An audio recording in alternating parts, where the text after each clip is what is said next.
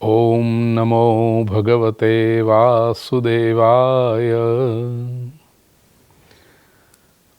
अथ चतुर्दशोऽध्यायः। उद्धव उवाच। वदन्ति कृष्णश्रेयांसि बहूनि ब्रह्मवादिनः, तेषां विकल्पप्राधान्यमुताहो एकमुख्यता। आत्मीय स्वजनों, श्रीमद् भागवत संक्षेप, भागवत इन ब्रीफ का ये 37वां पार्ट 37 अमेरिका फिलाडेल्फिया में डॉक्टर मुकुंद भाई एवं प्रतिमा बहन शेठ के घर, जो घर से अधिक वृंदावन बनाने का प्रयास हो रहा है, जहाँ पर भगवान श्री राधा कृष्ण की दिव्य चेतना उपस्थित है, उसके सानिध्य में हम एक बहुत बड़ी लंबी यात्रा तय करके अब उसके छोर पर पहुंच रहे हैं। आज ये 37वें भाग में 11वें स्कंद के 14वें अध्याय से हम आरंभ करते हैं। पिछले अध्याय में हमने देखा कि भगवान श्री कृष्ण और उद्धव जी का जो संवाद चल रहा है, उसमें हंसावतार की कथा की। भगवान ने हंस अवतार लेकर के सनकादिक ऋषि मुनियों को उपदेश किया है। उद्धव जी प्रश्न पूछते हैं 14वें अध्याय में कि प्रभु, महात्मा लोग जो होते हैं वे बहुनी श्रेयांसी वदंती ब्रह्मवादिनः, ब्रह्म को जानने वाले महापुरुष हैं, उनकी इंटेग्रिटी पर हम कोई संशय नहीं करते। लेकिन बात इतनी है कि वो बहुत सारे मार्ग बताते हैं। तेषां विकल्प प्राधान्यम उताहो एक मुख्यता। वे सब अपनी अपनी दृष्टि से श्रेष्ठ हैं, या किसी एक की प्राधान्यता है प्रभु। तेषां विकल्प प्राधान्यम उताहो एक मुख्यता। तो आपने भी भवतोदाहरत स्वामीन भक्ति योगो नपेक्षितः, अभी आपने भक्ति योग की बात की हंस अवतार के उपदेश करते समय, और कहा कि निष्काम कर्म वो भी आपने पहले बताया। तो इसमें क्या करूं? उद्धव जी ने अपनी उलझन, अपनी समस्या प्रभु के सामने प्रस्तुत की। भगवान उत्तर देते हैं उद्धव जी को, कालेन नष्टा प्रलये वाणीयम वेद संगीता, मयादौ ब्रह्मणे प्रोक्ता धर्मो यस्याम मदात्मकः। उद्धव, ये वेदवाणी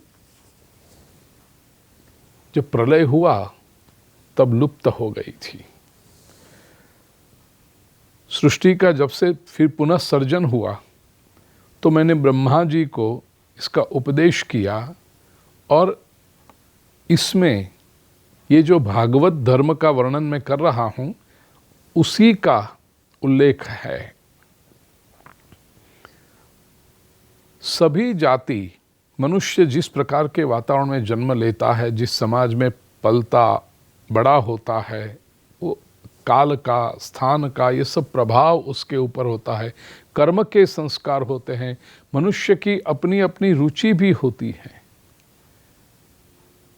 उनके पूर्व वासनाएं वो भी सब हैं, और सत्व रज तम के कारण ये सब भिन्न भिन्न होता है।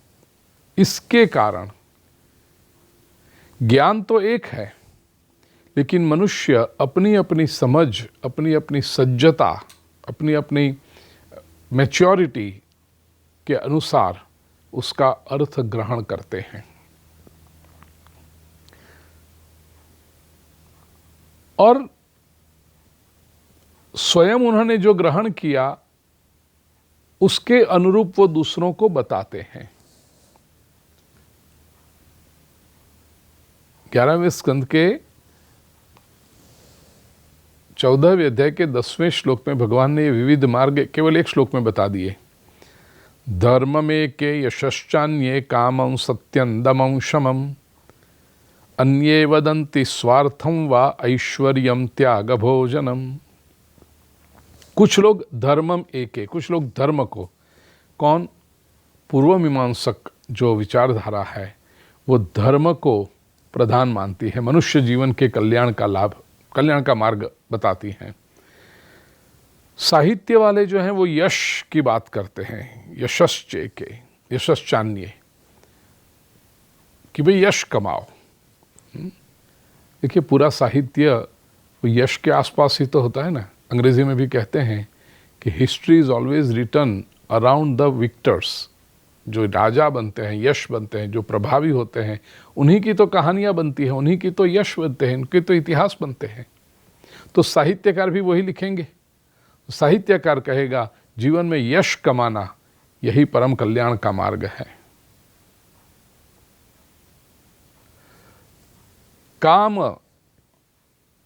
कामम, काम शास्त्र है, वो भी एक जीवन की धारा है।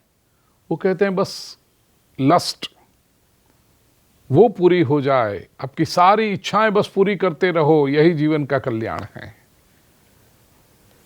सत्य, योग के जानकार हैं वो लोग कहते हैं कि सत्य की उपासना करो, और वही योगवेत्ता शम दम को भी, सत्यम दमम शमम, दम इंद्रिय का निग्रह, शम मन का संयम, उसको कल्याण का मार्ग कहते हैं। आद्यंत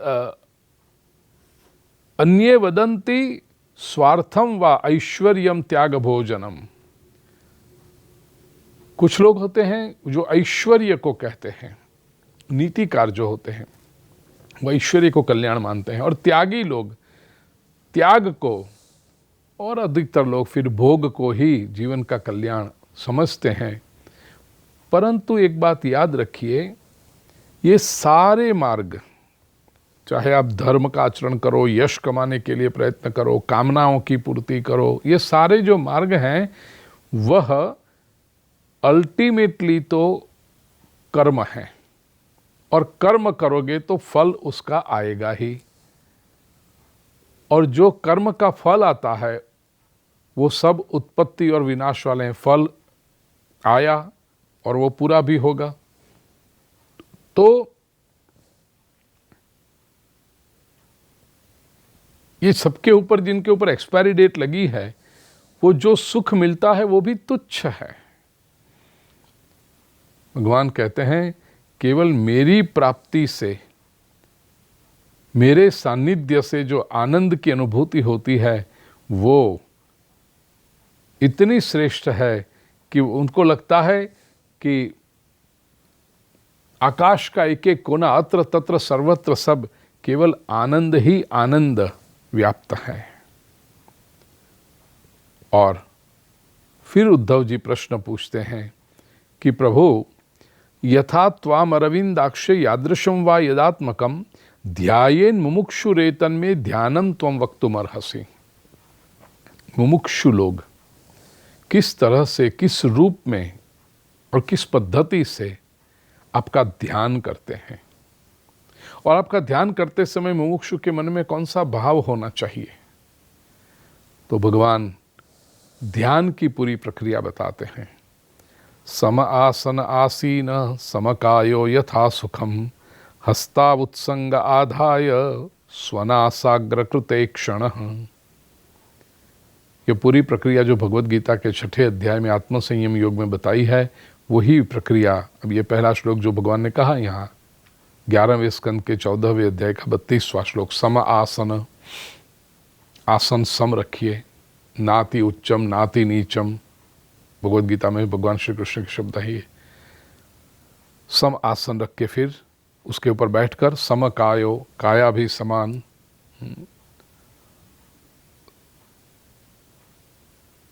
पीठ, कंठ और मस्तक ये तीनों एक लाइन में होने चाहिए, ये समकाय है। और यथा सुखम,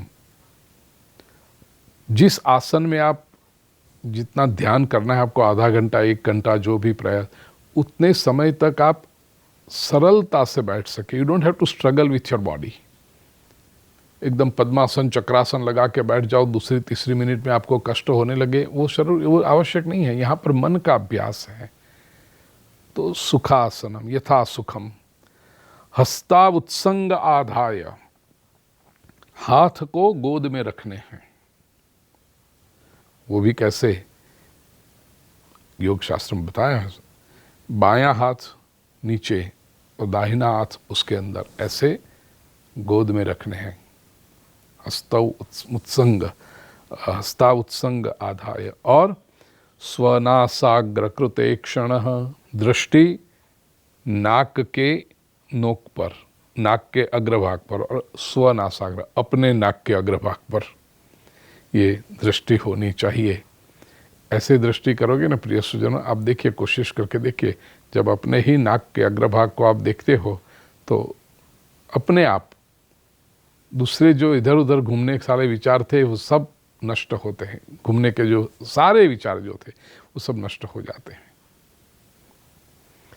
प्राणस्य शोधयेन मार्गम पूरक कुंभक रेचकैहि। फिर प्राणायाम करे पूरक कुंभक रेचक।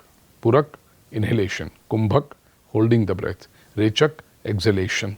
ये पूरी प्राणायाम की प्रक्रिया है। और विपर्ययेण, फिर ऐसे ही करते करते पूरक कुंभक रेचक, उसका विपर्य, रेचक कुंभक पूरक, ये भी करना है। ये भी विपरीत प्राणायाम है। निकाल के फिर कुंभक रखो खाली। जो पहले प्राणायाम में क्या करते हैं, पूरक करके कुंभक करते हैं, श्वास को भर के रखते हैं। यहाँ श्वास निकाल दिया है और कुंभक करके रखो, जैसे घड़ा खाली हो, और फिर पूरक, फिर श्वास लो। ये दो प्रकार के प्राणायाम से नाड़ियों का शोधन करें। प्राणस्य शोधयेन मार्गम। यहाँ पर प्रिय स्वजनों, भगवान ने ओमकार की महिमा बताई है, ध्यान मार्ग में बहुत आवश्यक है। हृदय विच्छिन्नम ओंकारम घंटानादम विसोर्णवत्। ओमकार का चिंतन करें और प्राण के द्वारा उसे ऊपर ले जाएं। घंटानाद के समान स्वर को स्थिर करना है। जैसे मंदिर के गुंबज में घंटानाद हो रहा हो, ऐसे भीतर भी जैसे मानो मंदिर का गुंबज है और ओमकार का ध्वनि गूंजते रहना चाहिए। उसका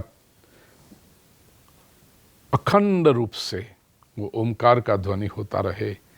कितनी बार करना है ये, तो कहा दशकृत्वस्त्रिश्रवणम मासादर्वाग जितानिलः। प्रतिदिन 10-10 बार करें और 3 बार करें। एक बार में 10 बार, ऐसे 3 बार प्रतिदिन यदि करें। दशकृत्वस्त्रिश्रवणम, और ऐसा करने से मासादर्वाग, 1 महीने के अंदर मनुष्य को प्राणवायु वश में हो जाती है। ये ध्यान से करने के बाद, उसके बाद प्रभु कहते हैं कि मेरे चतुर्भुज स्वरूप का ध्यान करें। भगवान का जो सुंदर चतुर्भुज स्वरूप है, इधर पूरा वर्णन किया है। कोई भी श्लोक जो आपको अच्छा लगे, प्रिय स्वजनों, मेरी अपनी बात करूं, क्योंकि मैं अपना अनुभव ही तो आपके साथ शेयर कर सकता हूं। दादी माँ का जो संस्कार है, अध्ययन, आचरण और उपदेश। कस्तूरी तिलकं ललाट पटले वक्षस्थले कौस्तुभम। परमात्मा के ललाट पर कस्तूरी का सुंदर तिलक है। वक्षस्थल में कौस्तुभ मणि विराजमान है। नासाग्रे वरमौक्तिकम, नासिका के ऊपर सुंदर सा मोती। करतले वेणु, हाँ, श्रीहस्त में सुंदर बांसुरी है बज रही। कस्तूरी तिलकम ललाट पटले वक्षस्थले कौस्तुभम, नासाग्रे वरमौक्तिकम करतले वेणुर। ऐसे ये भगवान का सुंदर ध्यान व्यक्ति करता जाए। करे कंकणम सर्वांगे हरिचंदनम सुललितम कंठे च मुक्तावली गोपस्त्री परिवेष्टितो विजयते गोपाल चूड़ामणि। ध्यान के लिए प्रिय स्वजनों आवश्यक है कि कोई एक स्वरूप पर चित्त एकाग्र करें। और जैसे आप प्राणायाम करके डिसिप्लिन करके ब्रेथ को आंखें बंद करो और आपके इष्ट का स्वरूप सन्मुख आ जाए, और जैसे ही ये परमात्मा का स्वरूप अपने सन्मुख आता है, आसपास का विश्व अपने आप खोने लगता है, वो रहता ही नहीं। फिर केवल आप और ईश्वर।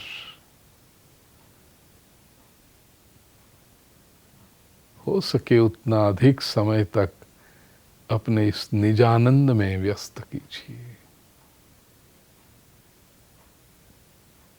शांति का, प्रसन्नता का उदय होने लगेगा। ये ध्यान बताया है कैसे, जब ऐसे चित्त समाहित हो जाए कि एक ज्योति दूसरी ज्योति में मिल जाती है, ऐसे ये जीवात्मा परमात्मा में एक रूप हो जाता है। और वो एक रूप जब हो जाए तब उसकी सारी मर्यादाएं अपने आप निरस्त हो जाती है और ब्रह्मानंद की अनुभूति होती है। 11वें स्कंद के 15वें अध्याय में अलग अलग सिद्धियों के नाम और उसके लक्षण बताए हैं।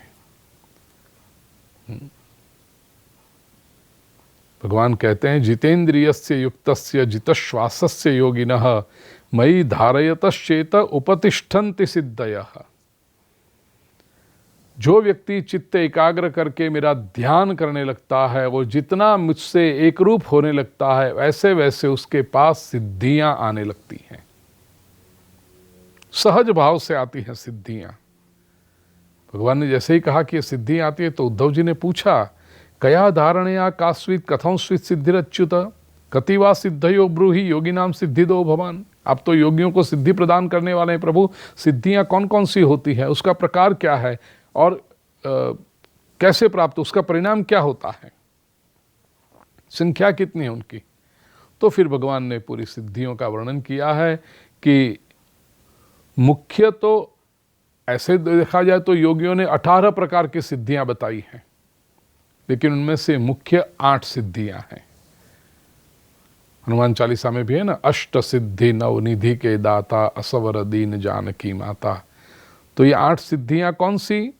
अणिमा महिमा मूर्तिर्लघिमा प्राप्तिरिंद्रियैः प्राकाम्यम श्रुतदृष्टेषु शक्ति प्रेरणमीशिता गुणेश्वसंगो वशिता यत्कामस्तदवस्यते एतामे सिद्धयः सौम्य अष्टावोत्पत्तिकामतः। ये 8 मुख्य सिद्धि है। अणिमा, महिमा, लघिमा,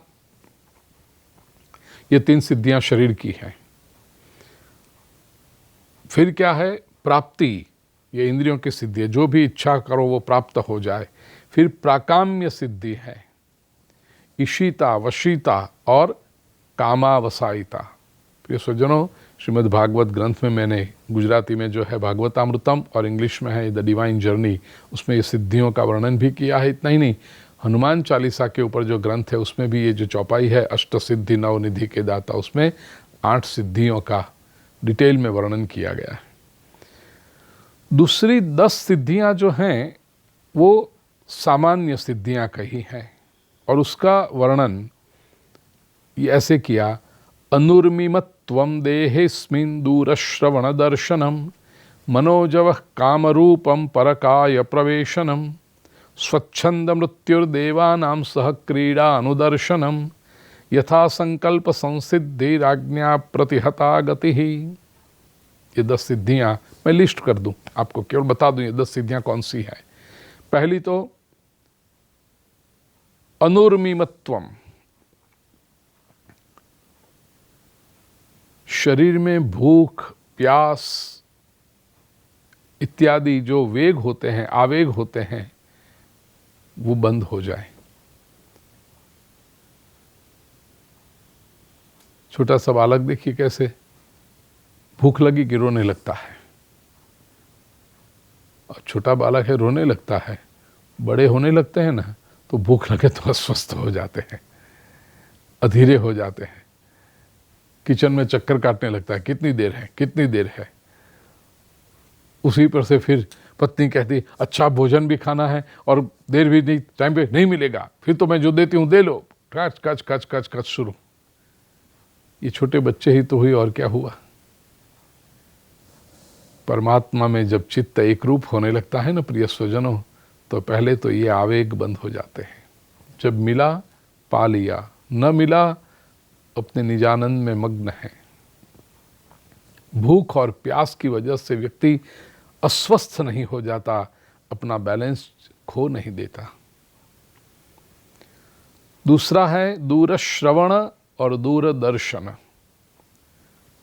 दूसरी सिद्धि है दूर की वस्तु को सुन लेना। तीसरी सिद्धि है दूर की वस्तु को देख लेना, clairaudience and clairvoyance, इसको इंग्लिश में कहते हैं। चौथी है मन के साथ ही मनोजवह, जहां मन इच्छा करे वहां शरीर पहुंच जाए। प्रिय सज्जनों, मैंने ऐसे महात्माओं को देखा है, और ऐसे महात्माओं के अनुभव जिनको हुए हैं उनका भी मैंने वर्णन सुना है। प्रभु की बड़ी कृपा रही कि उसमें गया नहीं। ये बड़ी कृपा समझता हूं मैं, क्योंकि 22-25 वर्ष की जो उम्र थी, अध्यात्म में रस तो था, परिवार के संस्कार के कारण तो अलग अलग संतों महापुरुषों से मिलता था, और स्वाभाविक है ऐसे जब चमत्कारी लोग मिले तो उसमें तो बहुत आकर्षण होता है। ऐसे किसी महापुरुष के पास बैठा था, उनके 100-150 भक्त बैठे थे, मुझे तो उनके बिल्कुल पास में कुर्सी पर बिठाया था, और भक्त वर्णन कर रहे थे कि महाप्रभु ये देखा, यहाँ थे, फिर दूसरे उनके यहाँ थेपला खाने के लिए आ गए, ऐसे आ गए। तो मैंने तो सीधे, प्रभु की बड़ी कृपा रही, सीधे मैंने पूछ लिया कि ये सब लोग जो कहते हैं इन बात को मैं सत्य मानूं, तो आपसे मुझे केवल इतना ही कहना है, मुझे सीखना है ये सब। आप जो करते हो कि यहाँ इधर से उधर चले गए, उधर से उधर चले गए, सब मनोजव सिद्धि, मुझे भी सीखनी है। तो उन्होंने मुझे कहा कि जरा बाजू में, सबके बीच में नहीं, कमरे में जाके एक आध अनुभव कराया उन्होंने। तो मैं और प्रभावित हुआ। मैंने कहा ये सीखना है। कहते बहुत कठिन है। मैंने कहा मुझे कोई चिंता नहीं, जो करना पड़ेगा करूँगा। आप कहो जंगल में तो जंगल में, आप कहो ये मेरी निष्ठा तो उन्होंने देखी। फिर तुरंत मेरे हाथ पे सर फेर के कहा, बेटा मत पड़ो इस चक्कर में, तुम जाओगे तो पालोगे, उसमें कोई संशय नहीं है, क्योंकि सीधी हो तो प्रयत्न करो, पुरुषार्थ करो तो प्राप्ति होती है, लेकिन तुम्हें कुछ अलग काम करना है। ये तो जादूगरी भी हो जाती है फिर। और इन सिद्धियों से न अपना कोई लाभ होता है, समाज का लाभ होता है, लेकिन समाज भूल भी जाता है। उनको एक सिद्धि ऐसी थी कि बिना दवाई कोई बीमारी को दूर कर देते थे। किसी के कंठ में दर्द हो, आवाज़ बिल्कुल बैठ गई हो, मेरे सामने देखा कि वो बोल नहीं पा रहे थे, आवाज़ चली गई थी। कितने डॉक्टरों के पास जाते थे, डॉक्टर इंजेक्शन दे, बहुत हैवी, वो क्या कहते हैं, वो एंटीबायोटिक से भी ऊपर वाला जो होता है वो स्टेरॉइड वेरॉइड दे तो 2-3 दिन आवाज़ आए, वापस बंद हो जाए। ऐसे व्यक्ति इन्होंने केवल पास में बिठाया, कुछ मंत्र बोले, उसके गले पर हाथ फेरा, उसके पास में एक पानी पड़ा था, वो कहा ये पानी पी लो। और जैसे उसने पानी पिया, बोला बोलो, तो बोलना शुरू कर दिया उसने। तो कोई भी व्यक्ति प्रभावित हो सकता है। उन्होंने कहा लेकिन ये सारी बातें, जब अकेले में मुझे मेरे पास कक्ष में थे, तब उन्होंने कहा ये सारी बातें मैं केवल बिना दवाई का और बिना डिग्री का डॉक्टर बन के रह गया हूं। और मैं देखता हूं कि लोग अपनी समस्या लेकर आते हैं, समस्या दूर हो जाती है तो भूल जाते हैं। फिर ईश्वर के मार्ग पर चलना, अध्यात्म के मार्ग पर चलना, वो अभी मेरी अपनी साधना कम हो गई, उन्होंने कहा वो महापुरुष ने, और लोगों को कहाँ चाहिए। इसलिए उन्होंने मुझे कहा कि तुम इस मार्ग पर मत आओ, तुम जिस मार्ग पर जा रहे हो, तुम्हारी दादी माँ ने तुम्हें जो प्रेरणा दी है कि शास्त्रों का अध्ययन करो, आचरण करो और उस पर उपदेश करो, ये मार्ग तुम्हारे लिए श्रेष्ठ है। आज भी मैं कई बार वो महापुरुष को, नाम तो उस समय भी उन्होंने नहीं बताया था, चेहरा मुझे याद है उनका, और मैं उनका धन्यवाद अदा करता हूँ। क्योंकि छोटी उम्र में इन सिद्धियों से आकर्षण होना बड़ा स्वाभाविक होता है। कहते हैं ये तो सब बाय प्रोडक्ट्स होनी चाहिए, इसके पीछे मत दौड़ो, ये बाय प्रोडक्ट्स हैं। भगवान श्री कृष्ण भी भागवत में यही कहते हैं, ये बाय प्रोडक्ट्स हैं। प्रिय स्वजनों, श्रीमद् भागवत, रामायण, भगवत गीता, उपनिषद, वेद, शिव पुराण, देवी भागवत इत्यादि ग्रंथों का अध्ययन करके, उनके सिद्धांतों पर आचरण करके जीवन में जो परिवर्तन आता है और उससे जो शांति और आनंद की प्राप्ति होती है, और वो शांति और आनंद हमारे पास जो श्रद्धा से आते हैं, हमारी बात को सुनकर आचरण में रखते हैं, उनके जीवन में जो परिवर्तन आता है, इससे बड़ी सिद्धि कृष्ण की कृपा से और क्या चाहिए। जादूगरी तो कोई भी कर लेगा, तो लेकिन यहां बताया है कि मन के साथ ही शरीर को मनोजव, ये सिद्धि है। इच्छा के अनुरूप अपना रूप बना लेना, वो भी सिद्धि है एक। परकाया प्रवेश, वो भी एक सिद्धि है, परकाय प्रवेशनम। श्रीमद् आदि शंकराचार्य ने ये सिद्धि प्राप्त की थी। प्रसंग है लेकिन अभी समय की मर्यादा, इसलिए कहूंगा नहीं, जाऊंगा नहीं उसमें। इसमें एक अलग दूसरी सिद्धि है कि स्वच्छंद मृत्यु हो, इच्छा मृत्यु। जैसे भीष्म के पास वो सिद्धि थी, वो जब चाहें तब शरीर छोड़े। ये 10 सिद्धि, 10 जो सबॉर्डिनेट सिद्धियां हैं उसमें ये है, ये स्वच्छंद मृत्यु। फिर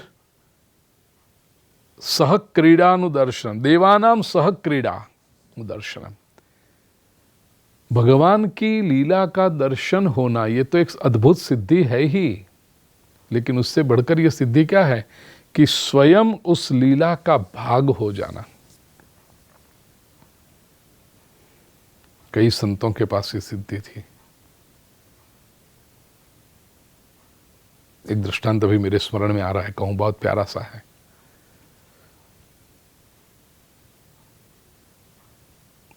ये रसखान जी का जो है, ये छछिया भरी छाछ पे नाच नचावे, ये कोई भागवत में नहीं है कि गोपियां छाछ दिखा करके कन्हैया को नचाती थी। ये लीला रसखान जी ने दर्शन में लिखी है।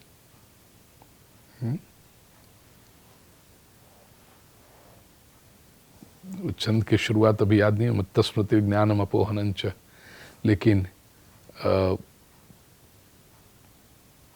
बहुत सुंदर छंद है। मैंने कथाओं में कई बार कहा भी है। ये भागवत ग्रंथ लाइए जरा, उसमें ये रसखान जी का ही शायद ये है छंद कि प्रभु को उन्होंने ऐसे देखा है कि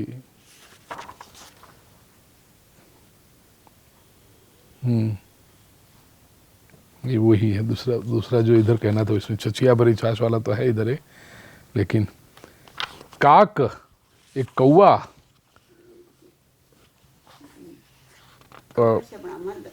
इसमें नहीं है। मैंने कई कथाओं में कहा है उसके। हाँ, कि कौवा का वो भाग्य क्या है कि लालन के हाथ से, वो लालन के मुख से वो ले जा रहा है। अब ये जो लीला है प्रिय स्वजनों, किसी ग्रंथ में नहीं है, लेकिन वो संत को दिखाई पड़ी।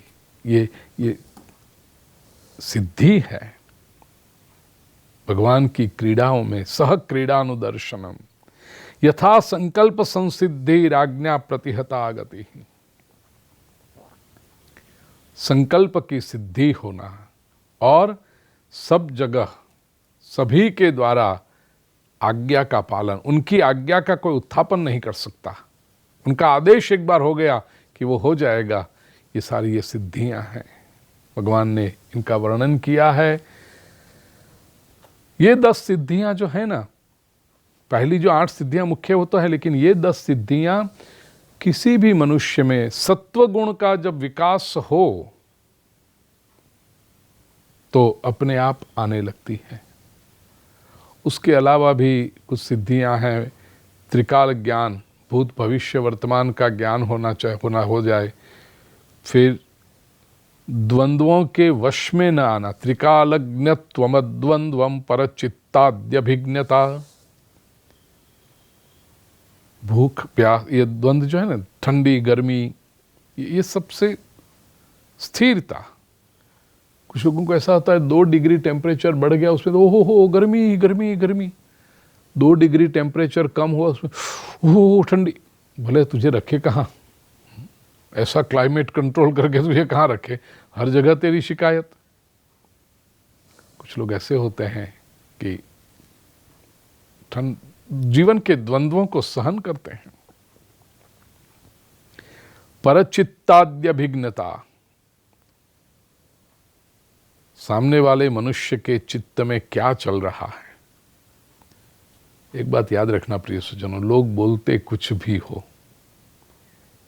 अभी तो साइकोलॉजिस्टों ने भी और सोशल बिहेवियर, जो ह्यूमन बिहेवियर की स्टडी करते हैं, उन्होंने भी संशोधन करके कहा है कि लोग जो बोलते हैं ना, वो तो केवल 28-29% होता है। बाकी का 72% what they don't say but it is there in their mind and behaviour, वो उसकी बॉडी लैंग्वेज से उसके चित्त में पता चलता है। और अधिकतर लोग केवल शब्दों पे ही जाते हैं कि इन्होंने ऐसा कहा, उन्होंने ऐसा कहा। वो कहा वो तो महत्वपूर्ण है ही नहीं, जो सामने वाले के चित्त को समझ जाए। इस विषय का भी अधिक चिंतन मैंने श्री हनुमान जी की कथा जो हनुमान चालीसा पर करता हूँ उसमें है। परचित्तावगंता च, ये दूत का लक्षण है। श्री हनुमान जी रामदूत हैं, तो दूत में ये शक्ति होनी चाहिए कि सामने वाले व्यक्ति के चित्त में क्या चलता है, वो स्कैनिंग होता है दृष्टि से। बोलेंगे नहीं, समझेंगे सब कुछ। ये सिद्धि है परचित्ता। बड़ी बड़ी सुंदर सिद्धियों का वर्णन किया है। और अल्टीमेटली देखिए एक बात, भक्ति मार्ग की मैं तो अपने जीवन में क्या करूं कि क्यों पढ़ना है सिद्धियों के चक्कर में। प्रभु की कृपा हो, आए, ठीक है, समाज के कल्याण के लिए उसका उपयोग हो, लेकिन भगवान अल्टीमेटली कहते हैं सर्वासाम अपि सिद्धीनाम हेतु पतिरहम प्रभु। ये सारी सिद्धियों का अल्टीमेटली एक ही लक्ष्य है, परमात्मा की प्राप्ति।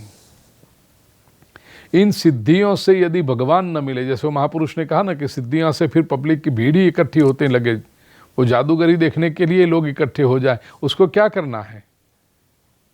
परमात्मा की प्राप्ति से बढ़कर और कोई सिद्धि हो नहीं सकती।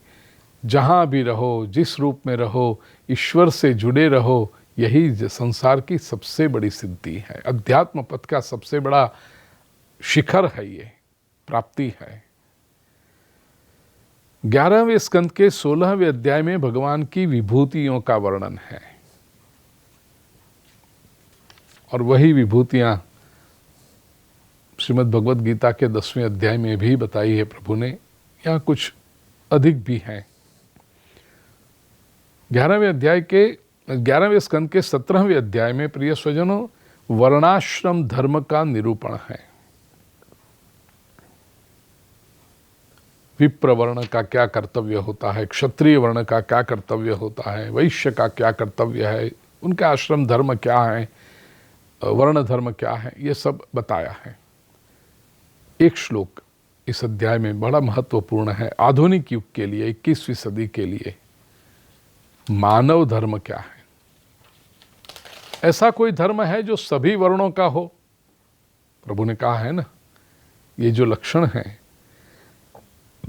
11वें स्कंद के 17वें अध्याय का 21वां श्लोक, अहिंसा सत्यमस्तेय मकाम क्रोध लोभता भूत प्रिय हितेहा च धर्मोऽयं सार्ववर्णिकः। सभी वर्णों का ये धर्म है। सबसे पहले कहा अहिंसा, शारीरिक और शारीरिक से भी अधिक मानसिक अहिंसा।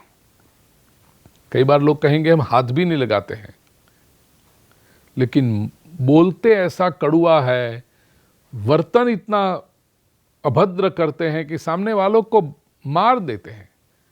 शरीर से नहीं मारा, उसके मन को मार दिया, उसके इमोशंस को खत्म कर दिया। ये सबसे बड़ी हिंसा है। और आजकल समाज में कानून व्यवस्था जिस तरह से बढ़ रही है, तो कोई शारीरिक हिंसा नहीं करता, लेकिन वाचिक हिंसा कितनी होती है। कड़ुए शब्द बोलना, किसी का अपमान कर देना,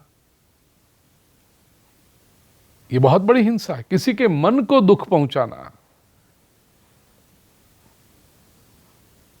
सार्ववर्णिक धर्म का पहला लक्षण है अहिंसा।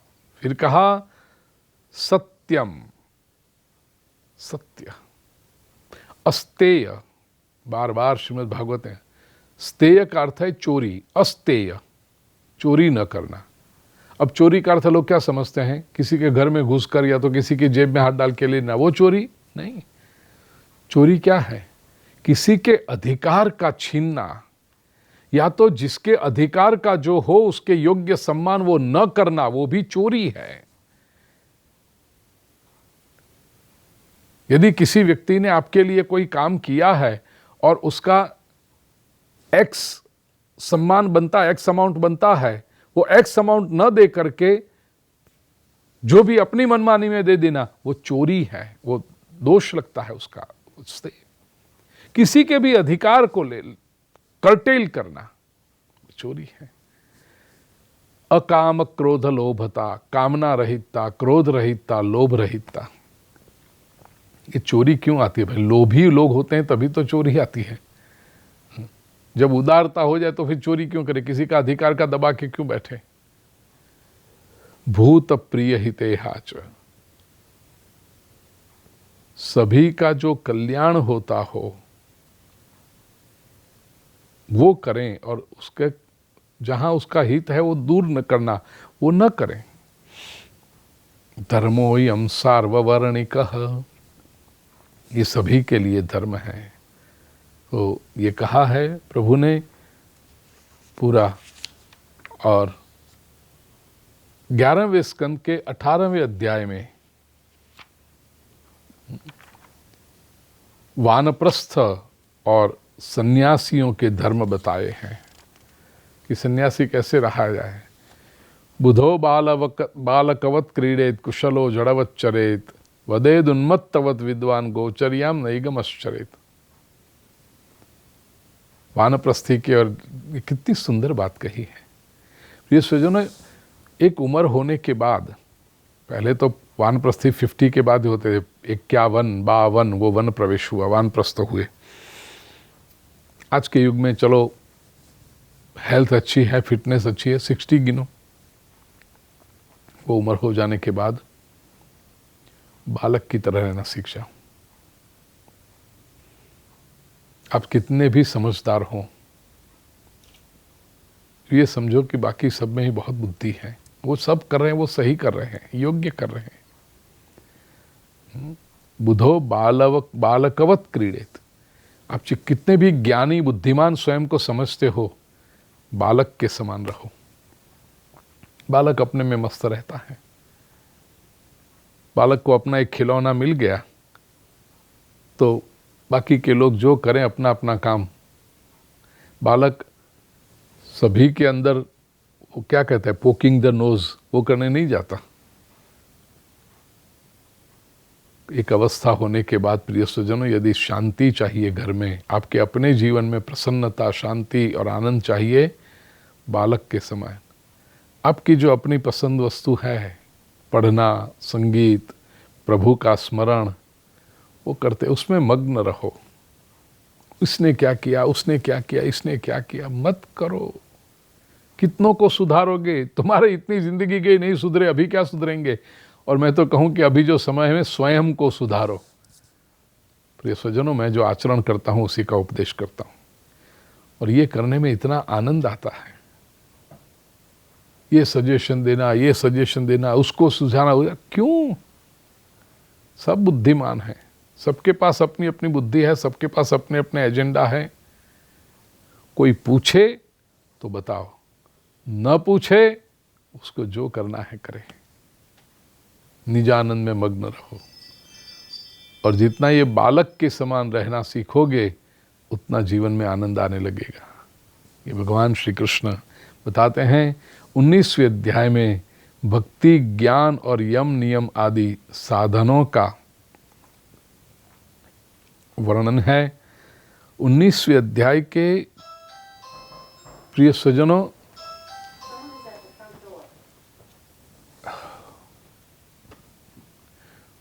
19वें अध्याय के 28वें श्लोक से लेकर के 32वें श्लोक के 5 श्लोकों में उद्धव जी ने प्रश्न पूछे हैं, और 33वें श्लोक से लेकर के 44वें श्लोक तक, ये 12 श्लोकों में भगवान श्री कृष्ण ने उत्तर दिए हैं।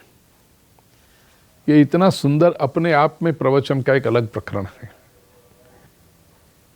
यमः कतिविधः प्रोक्तो नियमो वा अरिकर्षण। यम क्या है, नियम क्या है, शम क्या है? और जैसे उद्धव जी ने ऐसे ऐसे प्रश्न पूछे, श्री कृष्ण ने भी इतने ही टू द पॉइंट सूत्रात्मक उत्तर दिए हैं। अहिंसा सत्यमस्ते यमसंगो ह्रीर संचयः आस्तिक्यम ब्रह्मचर्यं च मौनम स्थैर्यं क्षमा भयम। ये यम 12 प्रकार के यम हैं। नियम क्या है? तो शौचम जपस्तपो होम श्रद्धातिथ्यम मदर्चनम, ये सारे नियम हैं। बहुत सुंदर प्रकरण 11वें स्कंद के 19वें अध्याय में 28वें श्लोक से लेकर के 44वें श्लोक तक के पूरे। उसके बाद प्रिय स्वजनों 11वें स्कंद के 20वें अध्याय में जो अभी क्या है, while going towards the end, पूरे ग्रंथ का पुनः एक बार जो पूरी चर्चाएं हो चुकी हैं डिटेल में, उसी का सार ग्रहण संक्षेप में बात करते हैं। ज्ञान योग, कर्मयोग और भक्ति योग प्रभु ने समझाया है। 21वें अध्याय में गुण दोष व्यवस्था का स्वरूप बताया है कि गुण क्या है, दोष क्या है। अब ये हम सब जानते ही होते हैं कि क्या जीवन में करना चाहिए। 11वें स्कंद के 22वें अध्याय में तत्वों की संख्या, अब ये पूरी चर्चा दूसरे तीसरे स्कंद में हो गई है, कितने प्रकार के तत्व है, क्या है, और पुरुष प्रकृति विवेक उसकी चर्चा हुई है। प्रकृति पुरुषश्चेति विकल्प पुरुषर्षभः एष वैकारिक सर्गो गुण व्यतिकरात्मक। फिर भगवान ने कहा कि उद्धव, ये जो मनुष्य है ना, ये देखा जाए तो मनः कर्ममयम नृणाम इंद्रियैः पंचभिर्युतम लोकाल लोकम प्रयायन्त्य आत्मा तदनुवर्तते। मनुष्य अपने जीवन में जो भी कर्म करता है, वो कर्म के जो भी परिणाम पाता है और उसके ऊपर से फिर से कर्म की श्रृंखला शुरू करता है, वो सारे कारण उसके रूट में है मन। ये मन जो है, मन के संस्कारों के अनुसार उसकी इच्छाएं होती हैं। वो इच्छाएं पूरी करने के लिए इंद्रियां भोग प्राप्ति के लिए दौड़ती हैं। फिर वो भोग भुगतने के लिए शरीर की आवश्यकता होती है।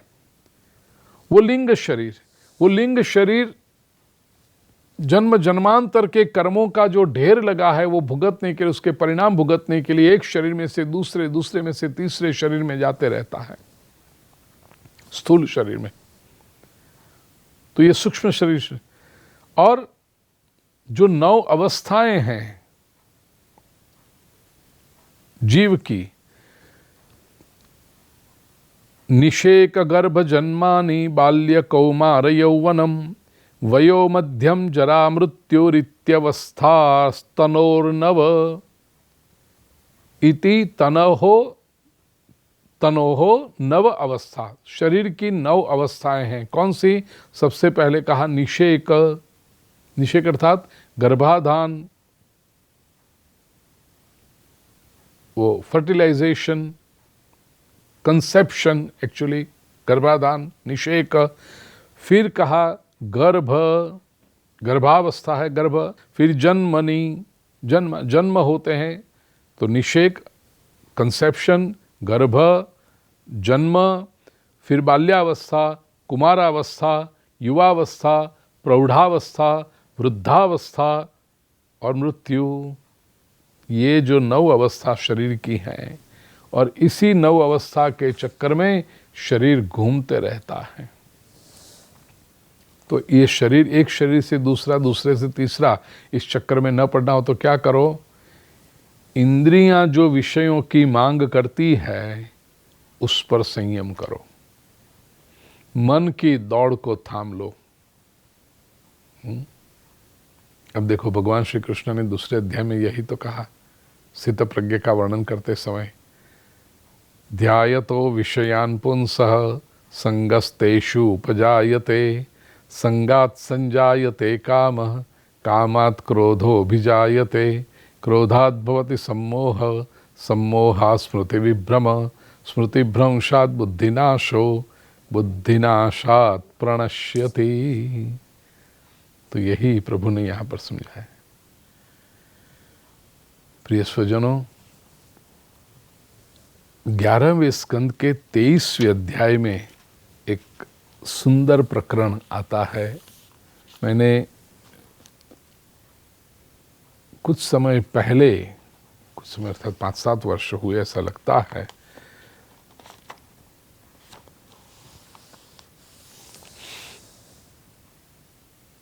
एकादशी उत्सव के निमित्त इस विषय पर चर्चा की थी, और कुछ 8-10 एकादशी तक एक घंटे तक एक श्लोक लेकर के उस पर चिंतन किया था।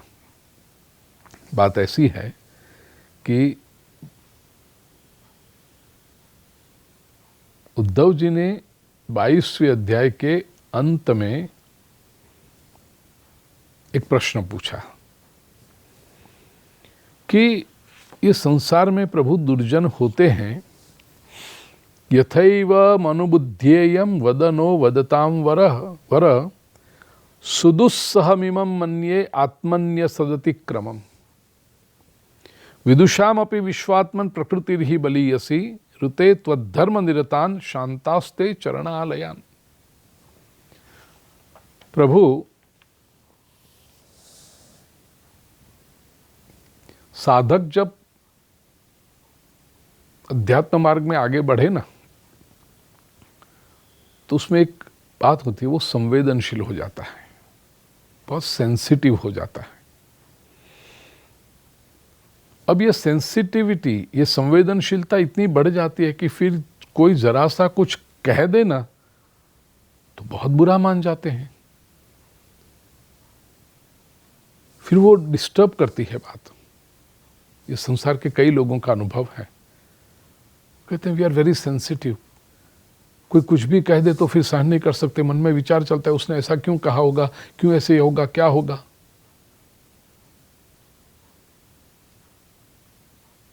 इसका क्या उपाय है? उद्धव जी पूछते हैं। मन शुद्ध होगा तो संवेदनशील होगा ही, क्योंकि संवेदनशीलता ये मन की प्योरिटी का लक्षण है। जो जिसका मन शुद्ध नहीं होता ना, वो संवेदनशील नहीं होता। देखो, जो दुष्ट कर्म करता है, पाप कर्म करता है, उसका मन भी ऐसा होता है, तो फिर वो कुछ भी हो जाए उसका, આપણે જે ગુજરાતમાં કહે જડ જેવો થઈ ગયો, वो आदमी एकदम संवेदनहीन हो जाता है। वो जो अत्यंत क्रूर व्यक्ति हो भी संवेदनहीन हो जाता है।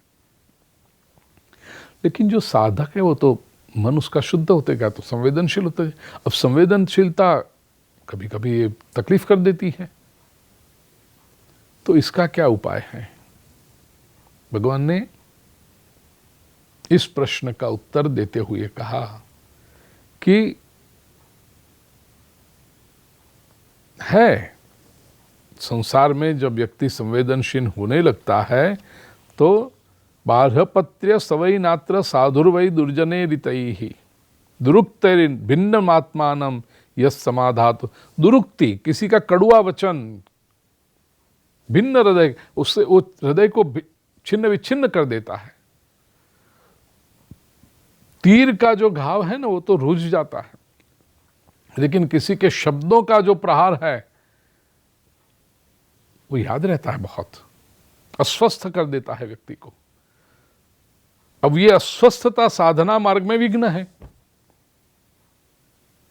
देखा ये कैच-22, साधना की, उपासना की तो मन संवेदनशील हो गया, और संवेदनशील मन कोई भी आघात को सहन नहीं करता, खास करके किसी के वाक प्रहार को, किसी के कड़ुए शब्दों को। तो क्या करें? भगवान ने कहा कि यही तो है, एक भिक्षु के उदाहरण से प्रभु ने यह समझाया है। प्राचीन समय की बात है, उज्जैन में एक ब्राह्मण रहता था। उसके पास संपत्ति तो बहुत थी, और वो संपत्ति का उपयोग भी करता था, उपभोग भी करता था। कृपण था, कामी था, लोभी था, क्रोध तो उससे छोटी छोटी बातों में आ जाया करता था। जरा सा कुछ हुआ तो क्रोध, सीधा चिढ़ जाना। वह इस कारण से इतना अशांत रहता था कि वो इस लोक और परलोक दोनों से उसका अधःपतन हुआ था। अब वो केवल उसका एक ही काम रह गया था, धन की रक्षा करना। बस उसको लगता था जितनी संपत्ति मेरे पास है बचा के रखूं, बचा के रखूं, बचा के रखूं। That was the sole purpose of his life now. वो संपत्ति जो उसके पास थी उससे वो न तो कोई धर्म का कार्य करता था, न साधु संतों का योग्य सम्मान आदर करता था, न अपने लिए खर्च करता था। अब क्या हुआ कि उसका ये धन इस व्यक्ति के सामने ही नष्ट भ्रष्ट हो गया। ये संपत्ति नष्ट हुई तो पहले तो उसके हृदय में बहुत जलन हुई, वेदना हुई, स्वाभाविक था। लेकिन ये वेदना से ही वैराग्य का जन्म हुआ संसार के प्रति। सुख दुख दोनों से पर हो गया वो। वैराग्य का उदय हुआ। मन ही मन उसके अंदर ये मैं और मेरा की जो गांठ थी वो खुल गई। क्या लेकर आए थे, क्या लेकर जाने वाले हैं, वैराग्य की गांठ खुल गई। वो बहुत शांत हो गया, मौन का पालन करने लगा, सन्यासी हो गया। किसी बात में, किसी वस्तु में, किसी व्यक्ति में अब उसको आसक्ति न रही ये व्यक्ति को, और बस अभी स्वच्छंद रूप से सभी जगह वो विचरण करने लगा। दुष्टों ने उसको बहुत परेशान किया, लेकिन अब उससे भी, वो परेशानी से भी, वो वेदना से भी पर हो गया था। और वो हमेशा मन ही मन गाता रहता था। और वो जो गाता था वो उससे श्रीमद् भागवत के 11वें स्कंद के 23वें अध्याय में 43वें श्लोक से लेकर के 58वें श्लोक तक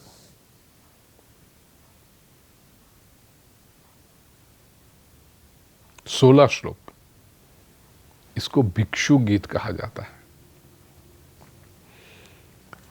नायंजनो में सुख दुख हेतुर्न देवतात्मा ग्रह कर्म कालः मनः परम कारणमामनन्ति संसार चक्रम परिवर्तयेद् यत्। ये ब्राह्मण, ये भिक्षु कहता था, मेरे सुख अथवा दुख का कारण नायम जनाः, ये मनुष्य लोग नहीं है, न देवता है, न शरीर है, न ग्रह है, न कर्म है, न काल है, तो क्या है? मनः परम कारणमामनन्ति। ये सारे सुख दुख का जो कारण है वो मनुष्य का अपना मन है, और मन के वजह से ही, ये मन ही सारे संसार चक्र को चला रहा है। संसार चक्रम परिवर्तयेद् यत्। मनोगुणान्वै सृजते बलीयस्ततश्च कर्माणि विलक्षणानि। मन बलीयसी, बहुत बलवान है मन। प्रिय स्वजनों, never underestimate the power of mind. If use positively it can deliver you, but यदि आप मन के शक्ति का विकास नहीं करते, उसको कंट्रोल नहीं करते, उसका सदुपयोग नहीं करते, तो ये मन की पूरी शक्ति नेगेटिव हो जाती है और व्यक्ति का अधःपतन करा देती है। Mind is so powerful. मन ही ने विषयों की रचना की, उसके गुणों की रचना की, और विषयों के गुणों से संबंध रखने वाली वृत्तियों की रचना की, उससे सारी सृष्टि हुई। ये पसंद नापसंद ये कौन तय करता है? मन तय करता है। प्रिय स्वजन, कपड़ा खरीदने गए, लाल रंग का, ओह आई डोंट लाइक रेड, पीला, ओह दैट्स सो ब्यूटीफुल। किसने किया ये? किसने कहा कि लाल खराब है और किसने कहा कि पीला अच्छा है? लाल लाल है, पीला पीला है, वो उसका गुणधर्म है, लेकिन वो अच्छा बुरा ये तय किसने किया? ये मन ने किया। ऐसे मनुष्य, ये अच्छा ये बुरा, भोजन करने बैठे, ये अच्छा ये बुरा, हमें जो ना पसंद हो वो किसी को बहुत पसंद हो, और किसी को बिल्कुल अच्छा न लगता वो हमें बहुत प्रिय लगता हो। ये सब मन का खेल है। प्रिय स्वजन, जीवन में यदि सुखी रहना होगा तो अपने मन को संभाल लिए बस। अन्यत्र कहा है ना शास्त्रों में, मन एव मनुष्याणाम कारणम बंध मोक्षयोः। मन ही मनुष्य के बंधन और मोक्ष का कारण है। ये मन जो वृत्तियां निर्माण करता है उसके अनुसार सात्विक, राजसी, तामस अनेक प्रकारों के हो जाते हैं, कर्म होते हैं, और कर्म के अनुसार विविध गतियां होती हैं। मन ही सारी चेष्टाएं कर, आत्मा मन के साथ रहता है, लेकिन आत्मा निष्क्रिय है। आत्मा ज्ञान शक्ति प्रधान है। आत्मा जो है वो जीव का सनातन सखा है, forever friend, forever well wisher, ये तो आत्मा है। लेकिन ये जो है ना, आत्मा केवल साक्षी है। साक्षी चेता केवलो निर्गुणश्च, ये आत्मा है। ये आत्मा की अभिव्यक्ति कैसे होती है? आत्मा की जो ऊर्जा है, एनर्जी है, उसकी अभिव्यक्ति कैसे होती है? वो भी मन के द्वारा होती है।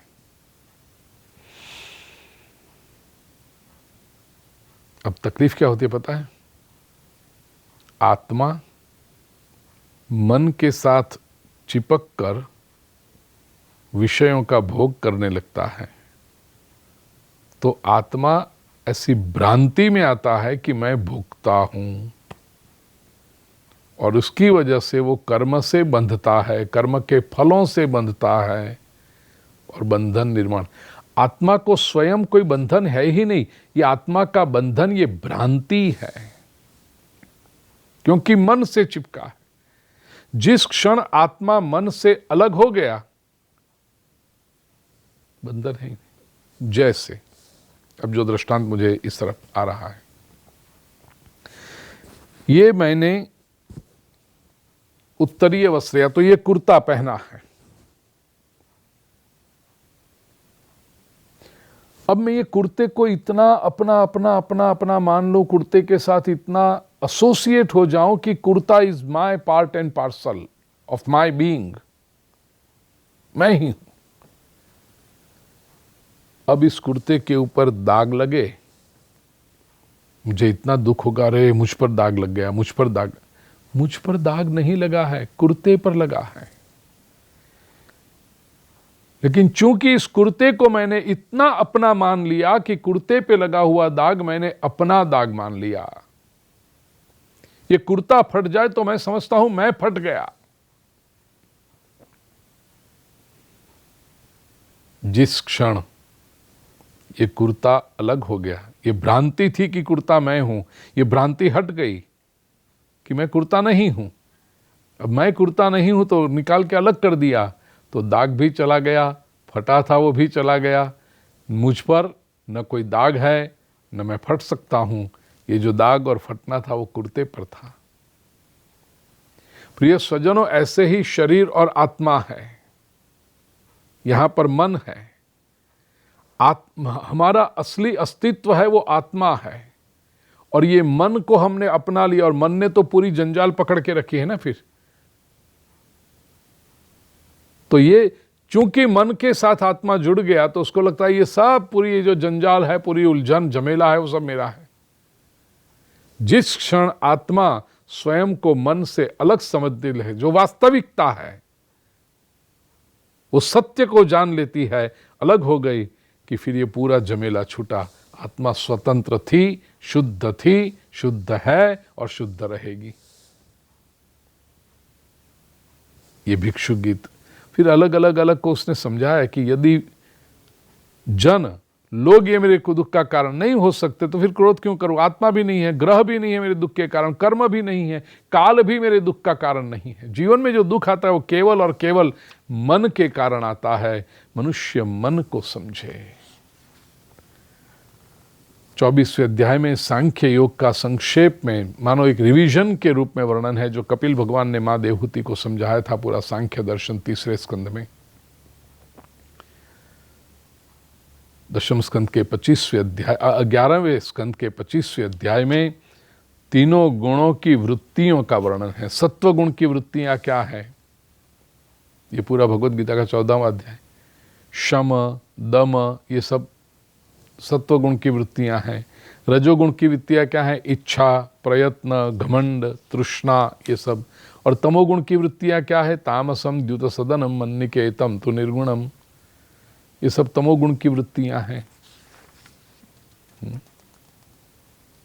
जितना जितना क्रोध, लोभ, मिथ्याभिमान, ये सब तमोगुण की वृत्तियां हैं। और ये तीनों गुण के मिश्रण से क्या होता है?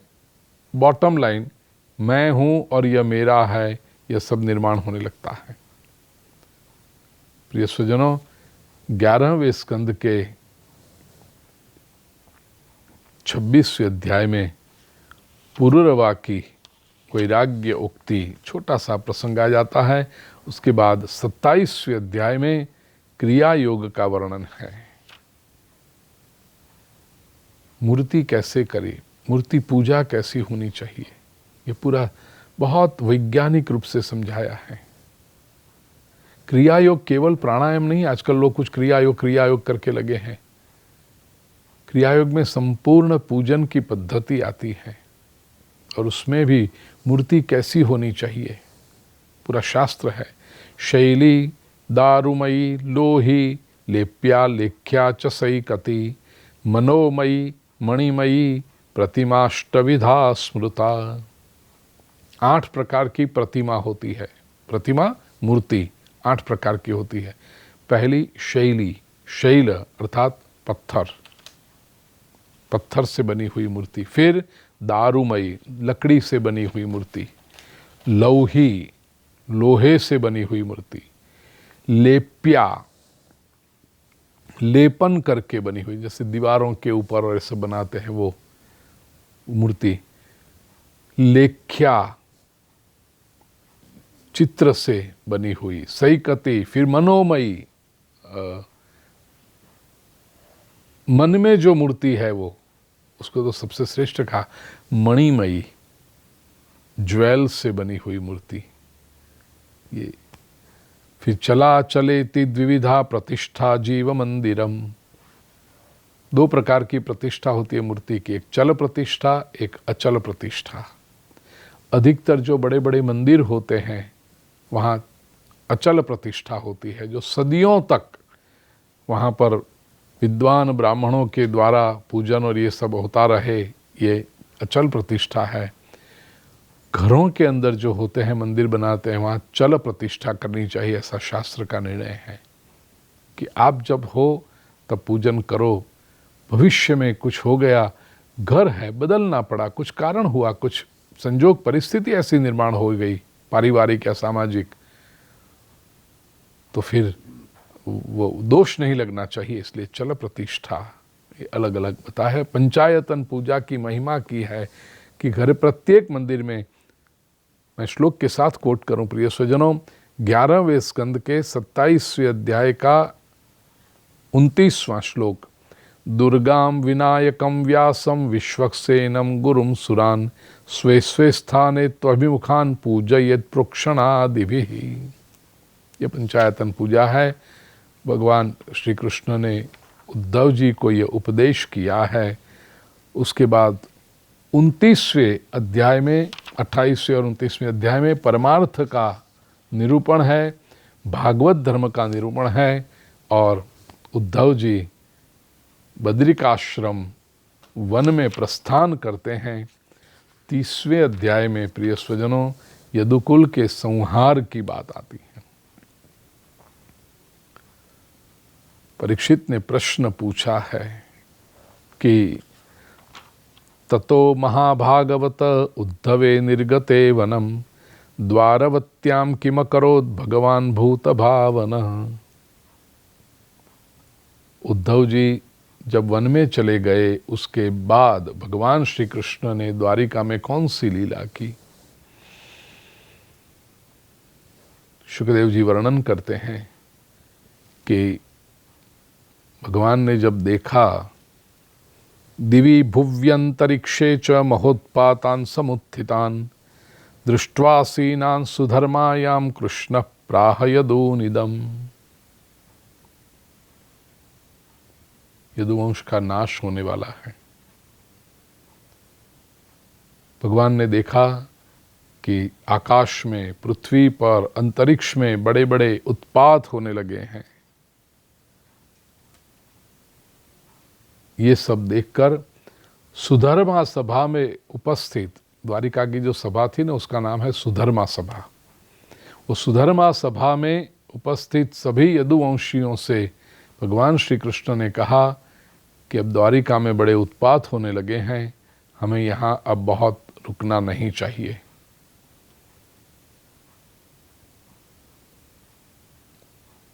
छोटे बालक हैं, वृद्ध यादव हैं, महिलाएं हैं, उन सभी को शंखोद्धार क्षेत्र में जाना चाहिए, वो चले जाएं। और श्री कृष्ण ने सभी दूसरे यादवों से कहा कि हम सब प्रभास क्षेत्र में चलें। वहाँ सरस्वती नदी पश्चिम की ओर जाती हुई समुद्र में मिलती है, वहाँ हम स्नान करेंगे। वयम प्रभासम यास्यामो यत्र प्रत्यक्ष सरस्वती तत्राभिषिच्य शुचय उपोष्य सुसमाहिताः देवताः पूजयिष्यामः स्नपनालेपनार्हणैः। हम वहाँ पर सुंदर स्नान करेंगे, उपवास करेंगे, एकाग्र चित्त होकर के देवताओं की पूजा करेंगे। हम सबने कहा बराबर है, यही करेंगे। ब्राह्मणांस्तु महाभागान कृतस्वस्त्येनाय वयम गो भू हिरण्यवासोभिर्गजाश्वरथ वेश्मनि। हम वहाँ पर ब्राह्मणों को गायों का दान करेंगे, हिरण्य सुवर्ण का दान करेंगे, ब्राह्मणों को वस्त्र प्रदान करेंगे, गज अश्व ये सब बहुत अच्छे, मतलब सत्कर्म करेंगे, सब प्रसन्न करेंगे सबको। सबने कहा बात तो सही है, वो जाके किया भी, लेकिन विधि की जो वक्रता है ये शब्द भागवत जी का है, विधिरेशयरिष्टघ्नो मंगलायनमुत्तमम। ये सब किया, लेकिन उसके बाद ये यादवों ने वारुणी मदिरा, और वारुणी कौन सी, वो जो ग्रास उगा था, मूसल का टुकड़ा फेंका था, उसमें से जो घास उगा था, वो मैरेय की मदिरा का उन्होंने पान करने लगे हैं, नशे में आ गए। मैरेयक नाम की मदिरा उन्होंने ली, बुद्धि भ्रष्ट होने लगी, संघर्ष शुरू हुआ। शुरुआत में तो शाब्दिक एक दूसरे से केवल झगड़ने लगे, लेकिन झगड़ा उग्र होते गया, शस्त्र प्रहार पे आ गए। शस्त्र भी जब कम पड़ गए तो खुले हाथ की मारामारी पे आ गए। भगवान श्री कृष्ण ने इन सबको समझाया है, रुक जाइए रुक जाइए, नहीं माने। प्रत्यनीकम जघ्नुर्द्विषस्तै कृष्णेन वार्यमाणास्तु तंचते। श्री कृष्ण उनको रोकने के लिए गए तो ये यादवों ने कृष्ण और बलराम के ऊपर भी प्रहार शुरू कर दिया। भगवान श्री कृष्ण ने सोचा कि अब ये रुकने वाले हैं नहीं, वहां से दूर हट गए। बलराम जी समुद्र के किनारे जाकर के अपने आप को ब्रह्म में लीन करते हैं। श्रीमद् भागवत में लिखा है, स्पर्धा क्रोध क्षयम निन्ये वैणवोग्निर यथावनम। बांस के वन में जैसे परस्पर घर्षण से हवा चले ना, तो जो बांस होते हैं वो पतले और ऊंचे होते हैं, तो हवा चलते समय वो आपस में उन पे घर्षण होता है, और जो आपस में घर्षण होता है उसी से अग्नि प्रज्वलित होती है, और वो आग में पूरे बांस का वन नष्ट हो जाता है, भस्मीभूत हो जाता है। यादवों का भी ऐसा हुआ है, परस्पर संघर्ष, परस्पर घर्षण, क्रोध, झगड़ा, उससे वो नष्ट हुई। प्रिय स्वजनों, श्रीमद् भागवत में मैं हमेशा कहता हूं, परिवार में, समाज में कभी भी आपस में झगड़ना मत। मतभेद हो सकता है, लेट गो कर दो, छोड़ दो। सामने वाला व्यक्ति यदि आपकी बात को मान ले, सूचन कर दो उसको, मान ले अच्छा है, न माने आप अपनी स्वस्थता मत खो। मैं कहता हूं तुम मान, या तो कहती हूं तुम मानते नहीं हो, ये करो, ऐसा करो, वो करो, मत करो। ये सब नष्ट होने के कारण सबसे पहले तो मानसिक शांति नष्ट कर देंगे। घर में यदि चल रहा हो तो घर का वातावरण, समाज में चलता हो तो समाज का वातावरण, राष्ट्र में चलता हो तो राष्ट्र का वातावरण नेगेटिव कर देंगे। हम पानी का प्रदूषण तो समझते हैं, लेकिन वातावरण का प्रदूषण देखा आपने? That negativity in the family, in the society, in the nation, in the world. क्यों झगड़ते रहते हो? आर्ग्यूमेंट्स, तर्क, कुतर्क, वितर्क, तुमने ये किया, मैंने ये किया, तुमने ये करना चाहिए था, मैं ये क्यों? ये बांस के वन में आग लगेगी, दूसरे को नुकसान नहीं होगा, आपका ही नुकसान है उसमें। लोग तो तमाशा देखेंगे।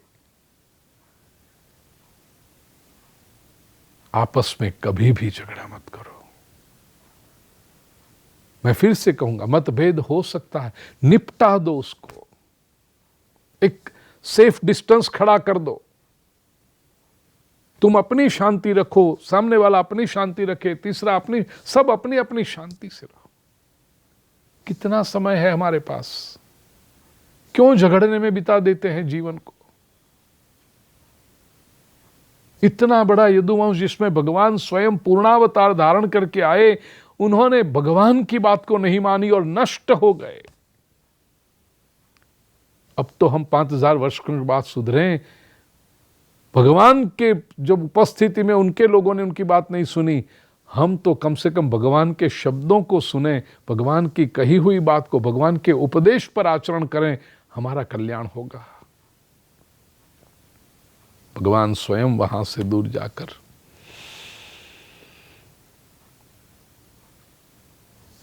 एक पीपल के वृक्ष के नीचे जाकर के बैठे हैं, धरती पर ही बैठ गए।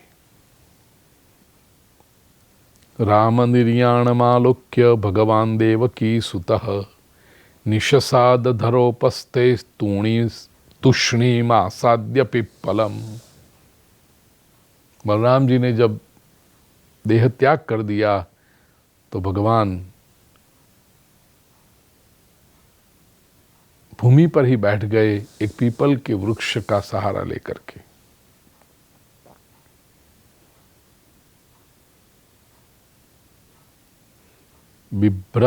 बिभ्रत चतुर्भुजम रूपम भ्राजिष्णु प्रभया स्वया।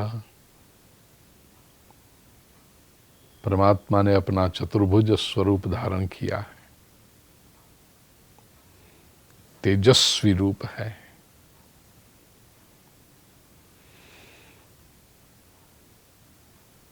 सुवर्ण के समान शरीर,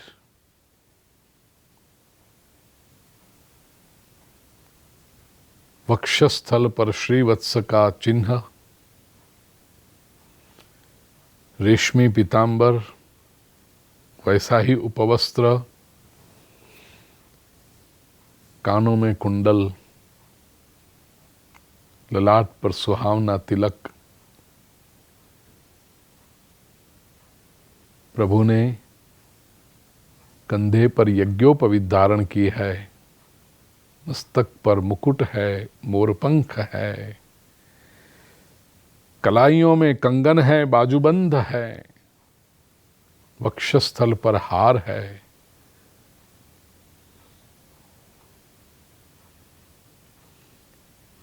कौस्तुभ मणि शोभायमान हो रहा है। प्रभु ने जो वनमाला पहनी है ना, घुटनों तक आ रही है। चतुर्भुज स्वरूप में शंख चक्र गदा पद्म धारण किए हुए हैं। भगवान दाहिनी जांघ पर बायां चरण रखे हुए हैं, दाहिनी जांघ पर बायां चरण।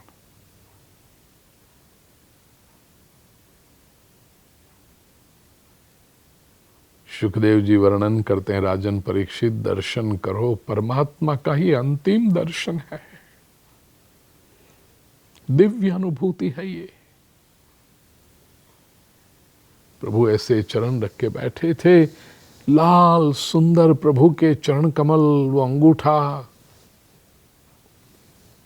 दूर जरा नाम का एक पारधी आया है, शिकारी आया है। तुलसी के पौधों के पीछे से, वो झाड़ी में से उसने देखा प्रभु के जो लाल सुंदर चरण कमल, ये अंगूठा था ना, उसका फिर नख, दूर से उसको लगा किसी हिरन की आंख है। शिकार करने की उसको इच्छा हुई, कंधे पर से धनुष्य उतारा, पीछे से एक तीर निकाला। सुखदेव जी वर्णन करते हैं, राजन परीक्षित, वो ये तीर था जिसके ऊपर उसने उस मछली के पेट में से निकले हुए मूसल का नुकीला जो टुकड़ा था, वो विष में डुबो करके तैयार करके इस तीर पर लगाया था। शरसंधान किया है, मनुष्य की डोर को खींचा, सन करके तीर छूटा।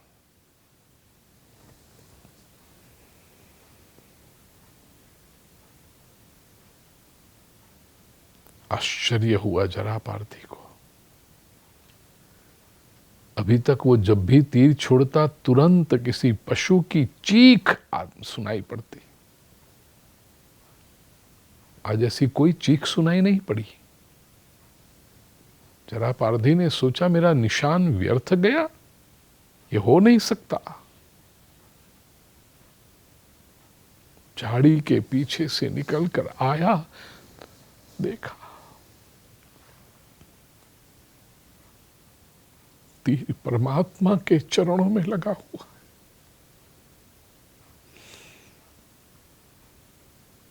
क्षीर की धारा बह रही है।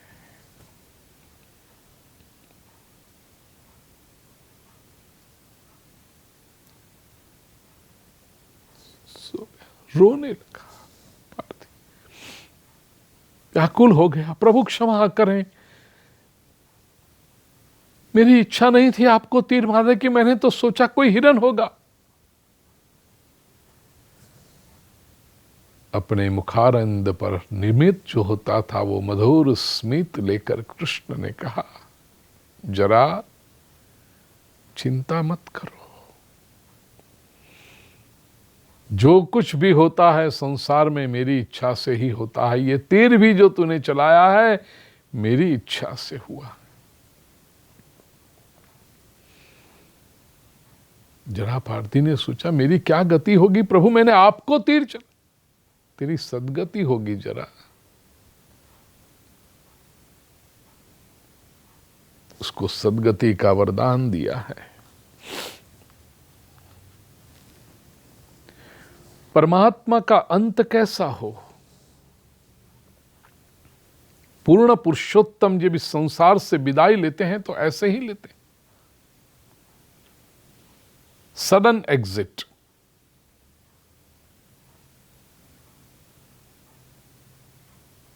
आप सोच सकते हैं कृष्ण एकदम वृद्ध हो जाएं, बिस्तर पर पड़े हों, आज की भाषा में कहूं तो आईसीयू में, सोच कभी वो ऐसे ही विदाई लेंगे।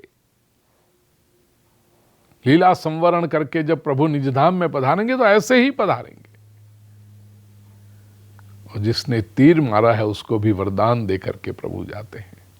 दारुक सारथी आया है, प्रभु को देखा, प्रभु ये क्या हुआ? कृष्ण ने कहा जो हुआ है सही हुआ है, योग्य हुआ है।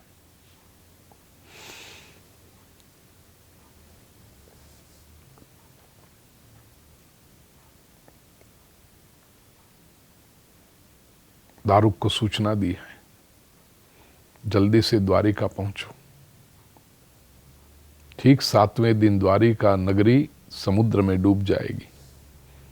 उसके पहले जितने भी लोग हैं अर्जुन से कहना सबको लेकर इंद्रप्रस्थ चला जाए।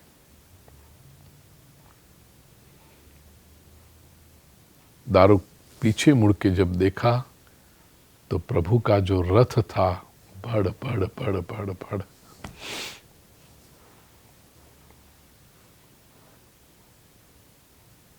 जलने लगा है। प्रभु का रथ भी चला गया, आयुध भी चले गए, अश्व भी चले गए।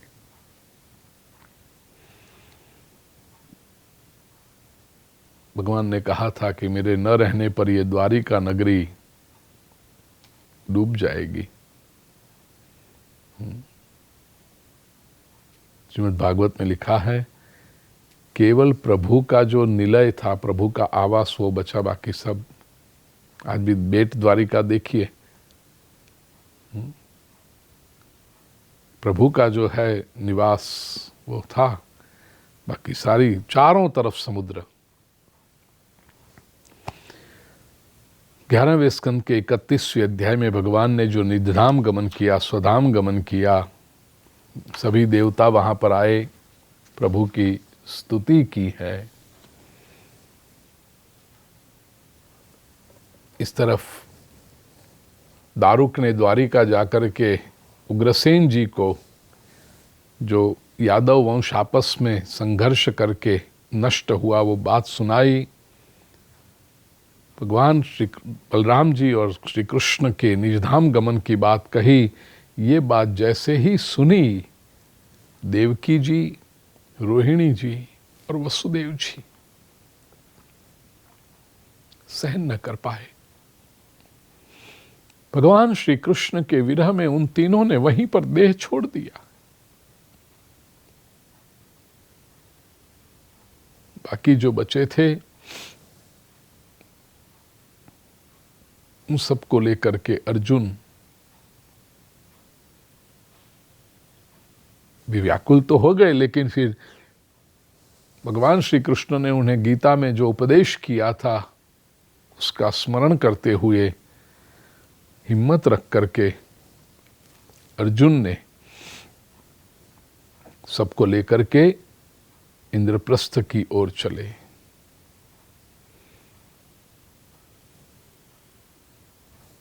द्वारिका में, पूरी द्वारिका समंदर में डूब गए, लेकिन एक परमात्मा का निर्णय बच गया, निवास बच गया।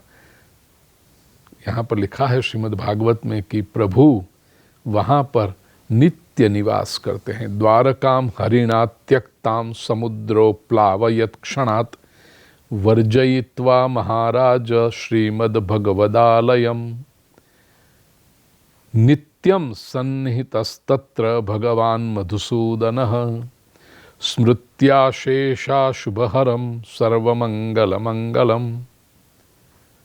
तो प्रिय स्वजनों, द्वारिका जब दर्शन करने जाओ तो बेट द्वारिका अवश्य जाना। वो बेट द्वारिका में भगवान श्री कृष्ण नित्य नूतन निवास करते हैं।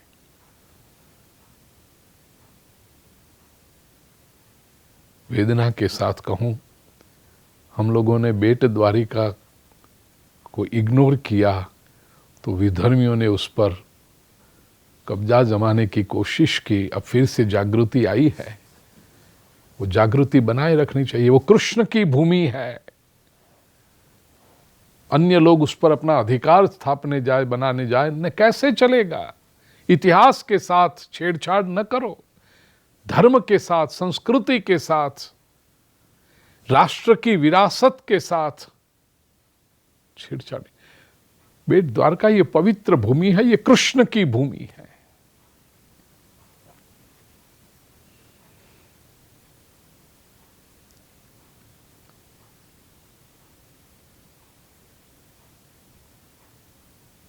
जितने यादव थे जो चल बसे उनका पिंडदान किया, बाकी सबको लेकर के अर्जुन इंद्रप्रस्थ में आए हैं। यथा योग्य रूप से सबको सेटल किया है। अनिरुद्ध के पुत्र वज्र का राज्याभिषेक किया है। और सुखदेव जी कहते हैं, परीक्षित, ये सब सुनकर फिर तेरे दादा युधिष्ठिर आदि जो पांडव हैं उन्होंने तुम्हारा राज्याभिषेक कर दिया और उन लोगों ने हिमालय की ओर महाप्रस्थान कर दिया है। इसके साथ एकादश स्कंद को हम वंदन करें। इति श्रीमद्भागवते महापुराणे वैयासिक्याम अष्टादश साहस्र्याम पारमहंस्याम संहितायाम एकादश स्कंधे 31 श्रीकृष्णार्पणमस्तु। हरि ओम तत्सत। कृष्णाय वासुदेवाय हरये परमात्मने प्रणतक्लेशनाशाय गोविन्दाय नमो नमः। ओम शांति शांति शांति।